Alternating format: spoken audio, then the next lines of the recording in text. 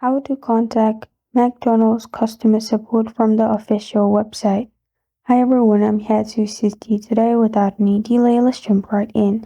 In the contact us section, you'll find frequently asked questions. There you'll be able to find some of the questions answered. And if you click on the contact option, it will lead you to this page.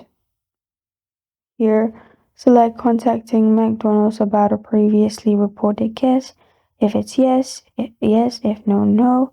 Case number, get feedback details, add your information like first name, last name, personal email, phone number, which is optional, and then McDonald's app email if different from personal email, and write all the informations and what you want to contact them for and press on submit.